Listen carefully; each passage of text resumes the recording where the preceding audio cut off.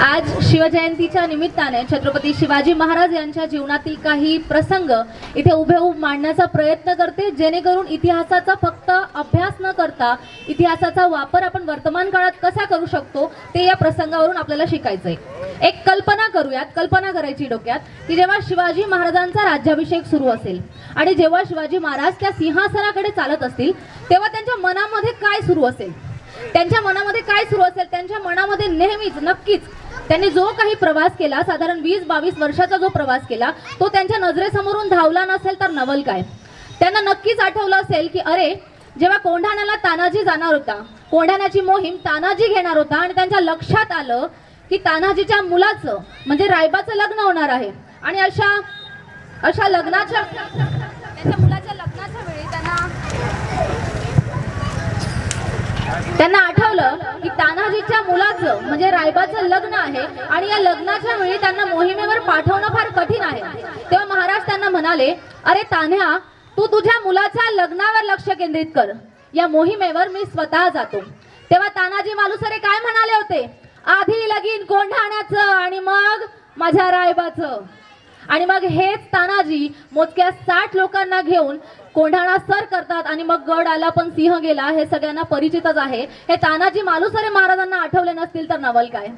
त्यानंतर बहलोल खानाला हरवून सुद्धा सोडून दिलं, माफ करून सोडून दिलं, म्हणून ज्या प्रतापराव गुजरांवर महाराज ओरडले ते प्रतापराव गुजर म्हणतात, जोपर्यंत मी बहलोल खानाला घेऊन येत नाही मी माझं तुम्हाला तोंड दाखवणार नाही। आणि मग हे 7 जण प्रतापराव गुजर आणि आणखी 6 मावळे बहलोल खानावर तुटून पडतात आणि कित्येक गनिमांचा फडशा उडवतात। ते प्रतापराव गुजर महाराजांना आठवले नसतील तर नवल काय।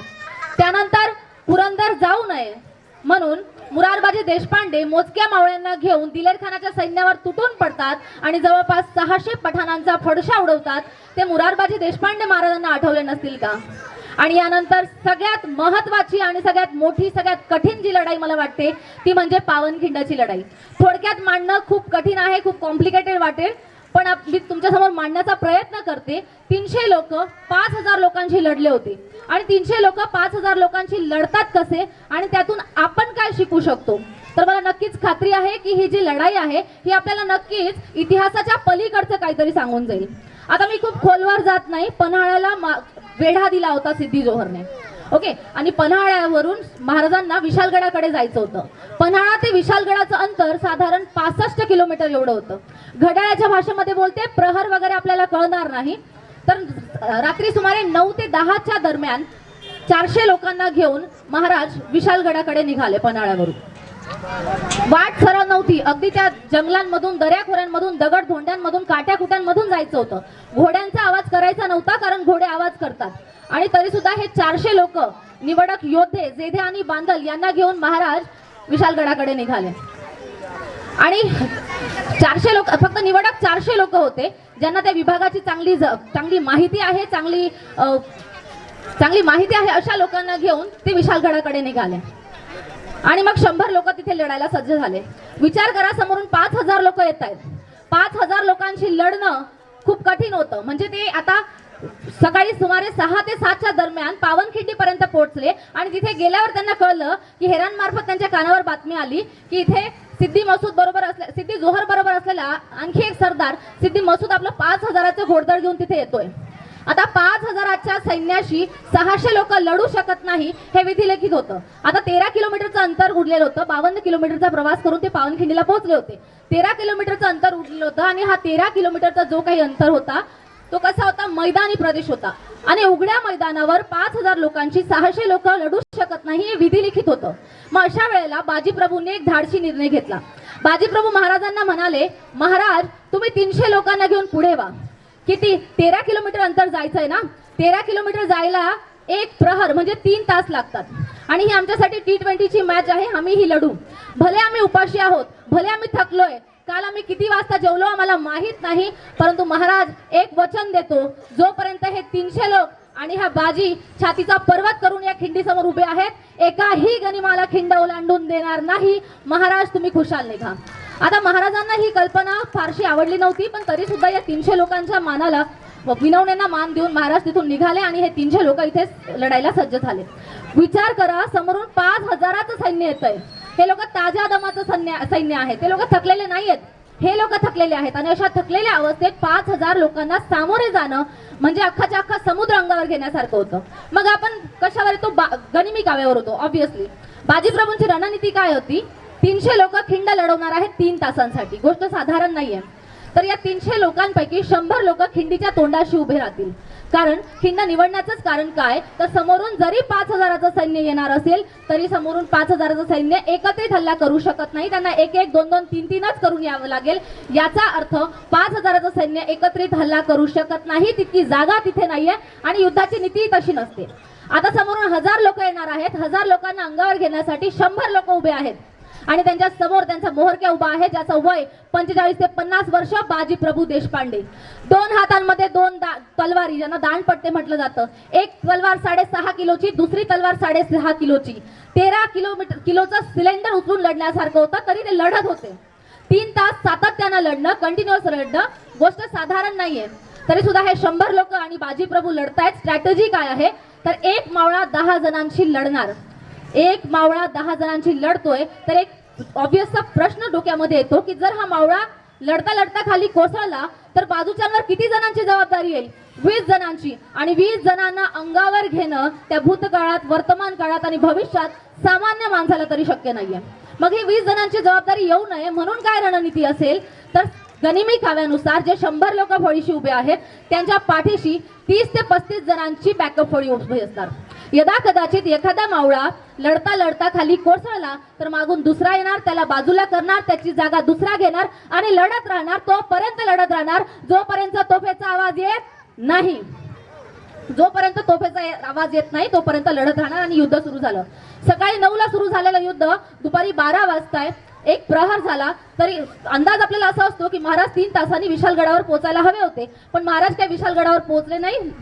लढाई लांबू लागली. आता महाराज विशालगडावर न पोहोचण्याचं कारण काय, तर तिथे आणखीन एक वेढा पडलेला होता.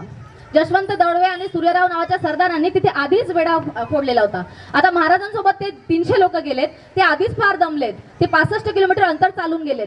आता वेढा फोडणं किती वेळ लागतो माहित नाही. 4 तास लागतात, 5 तास लागतात. याचा अर्थ जी पावनखिंडाची लढाई 3 तास होणार होती ती 9 ते 10 तासांवर लांबली. आणि 9 ते 10 तास लढणं. बरं, समोर 100 लोक उभे आहेत, समोरून 1000 येत आहेत. ते दमले तर त्यांच्या जागी दुसरे 1000 येतील.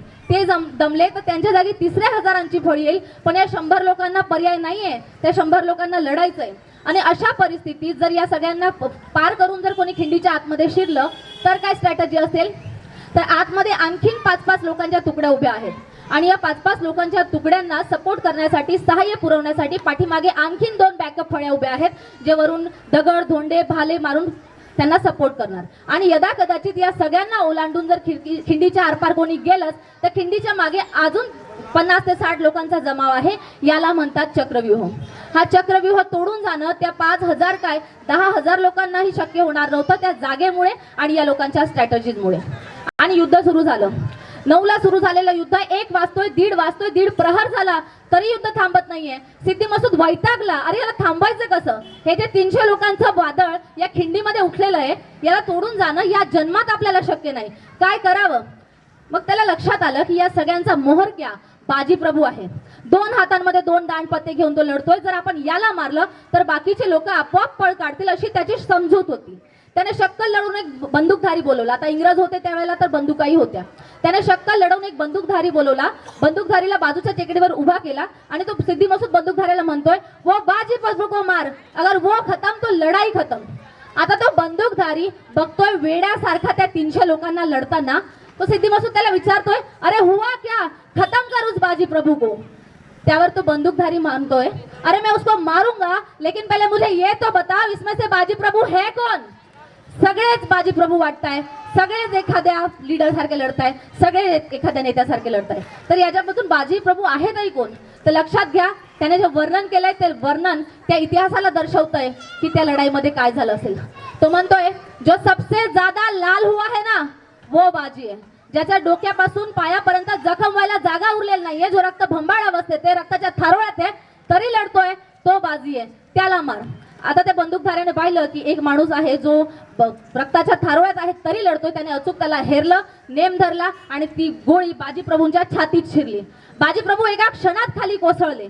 डोळ्यासमोर अंधार आला. एका क्षणाला त्यांना तो मृत्यू दिसतोय आणि दुसऱ्या क्षणाला त्यांना आठवतंय की अजून तोफेचा आवाज आलेला नाहीये, मला मरण मान्य नाही, मला उठावं लागेल, लढावं लागेल. ते पुन्हा उठले, पुन्हा लढले. एवढी गोळी लागून सुद्धा, इतक्या जखमा होऊन सुद्धा एक नाही दोन नाही तब्बल 4 ते 5 तास लढत राहिले आणि तोपर्यंत लढत राहिले जोपर्यंत तोफेचा आवाज येत नाही. कारण वचन दिलं होतं महाराज, जोपर्यंत तोफेचा आवाज येत नाही यमाला सुद्धा मला नेण्याची परवानगी नाहीये. आणि मग तोफेचा आवाज आला. तोफेचा आवाज आला. बाजीप्रभूंना कळलं की माझे राजे गडावर पोहोचले आहेत. मी ज्या कामासाठी इथे लढत होतो, ज्या कामासाठी इथे उभं होतो, ते काम संपन्न झालेलं आहे. माझं आयुष्य कृतार्थ झाले आहे. आता मला मरण मान्य करावंच लागेल. बाजूला जो इतका वेळ मृत्यू उभा होता ना, त्याला ते म्हणाले असतील की जा रे बाबा, आता घेऊन जा, माझं काम संपन्न झालंय, माझे राजे गडावर पोहोचलेत.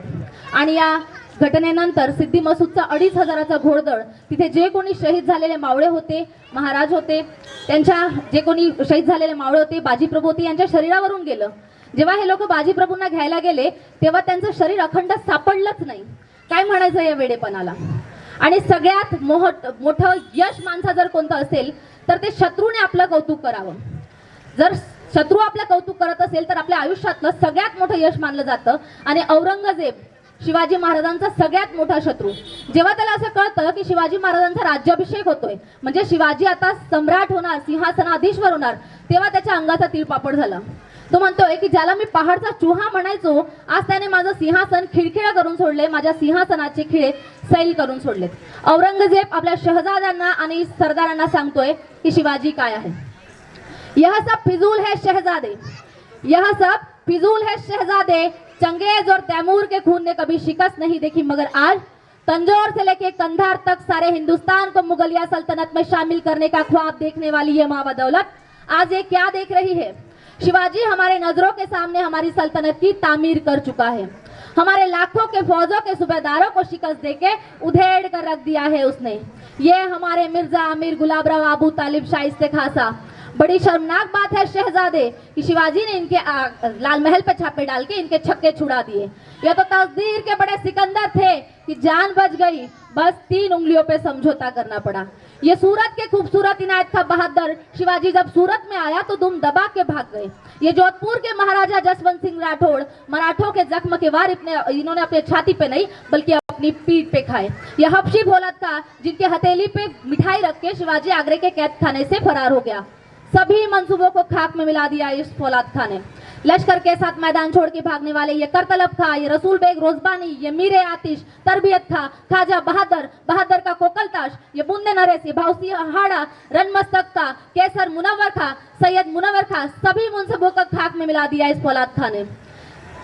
हमने लाखों की जहागीरों की लालच दिखाई, लेकिन जाबाज मराठों ने उस पर थूक दिया. हाँ, मराठे रुकते नहीं, मराठे थकते नहीं, मराठे झुकते नहीं, मराठे रुकते नहीं. एक बात कहूँ शहजादे, एक बात कहूँ शहजादे, शायद आप कभी समझ ही नहीं पाओगे, लेकिन औरत जाना नाच शराब शिवाजी को कभी मालूम ही नहीं. हमने मराठों को लाखों की फौजों की जहागीरों की लालच दिखाई, लेकिन जाबाज मराठे उन पे थूक दिए. अब यही कहना चाहती हूँ कि औरंगजेब भी बोलता है की क्या कहे, हमें दुश्मन मिला वो भी शिवा जैसा. शत्रू महाराजांचं हे कौतुक करतोय म्हणजे आपण कुठल्या मातीत जन्म घेतलाय बघा.